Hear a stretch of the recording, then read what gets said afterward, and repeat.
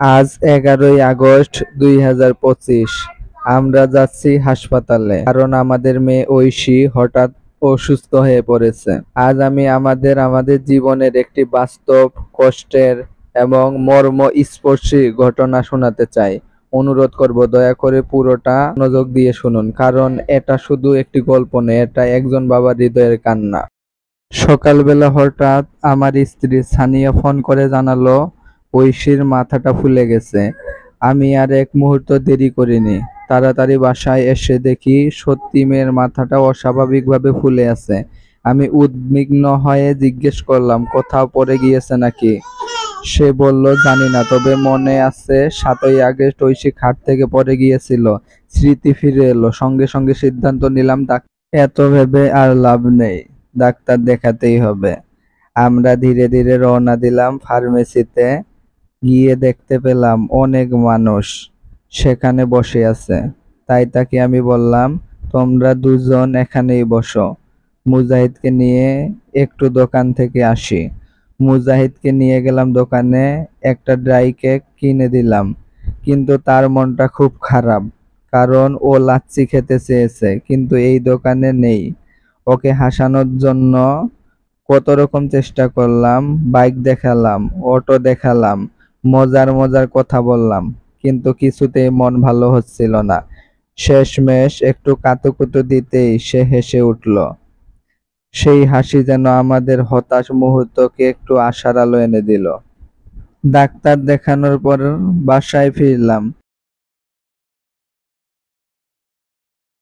তো পরদিন সকাল 10টায় আবার স্ত্রীর ফোন, ঐশীর মাথার ফুল আরো বেড়ে গেছে। এই কথা শোনার সাথে সাথেই অফিস থেকে ছুটি নিয়ে বাসায় ছুটে এলাম। এবার আর দেরি নয়, আমরা সিদ্ধান্ত নিলাম পপুলার ডায়াগনস্টিক সেন্টারে নিয়ে যাব। তাই অটোতে করে রওনা দিলাম। অটোতে বসে সময় যেন কাটতেই চায় না। অটো চালককে অনুরোধ করলাম, ভাই একটু তাড়াতাড়ি চালান, আমার মেয়েটা ভালো নেই। অবশেষে পৌঁছে গেলাম পপুলার ডায়াগনস্টিক সেন্টারে। অনুসন্ধানে জিজ্ঞেস করলাম ডাক্তারের কথা। বলা হলো 6তলায় বসেন। 6তলায় উঠে ডাক্তার আমাদের মেয়েকে দেখে বললেন, সিটি স্ক্যান করতে হবে। আর কাল শিশু সার্জন অধ্যাপক ডাক্তার শঙ্করচন্দ্র দাস স্যারের কাছে দেখাতে হবে। পরদিন সকালে আমরা সবাই প্রস্তুত হলাম।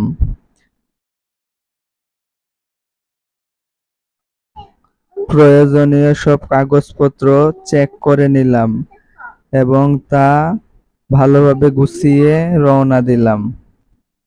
গেট খুলে দিল মুজাহিদ, তার ছোট্ট হাতে যেন অনেক বড় দায়িত্ব।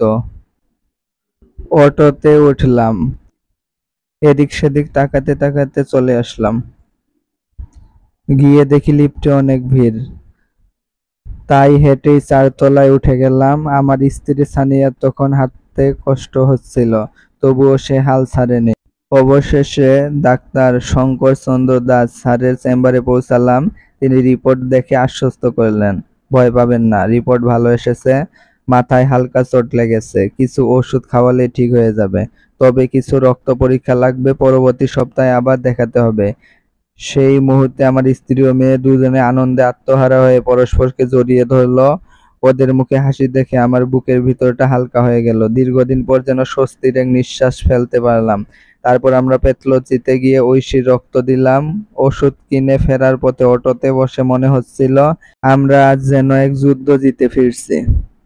বাসায় ফিরে সানিয়া অনেক যত্ন করে রান্না করলো, সবজি আর মাংস দিয়ে নুডলস।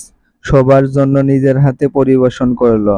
সেই খাবারে যেন ভালোবাসা, স্বস্তি আর আশার স্বাদ ছিল।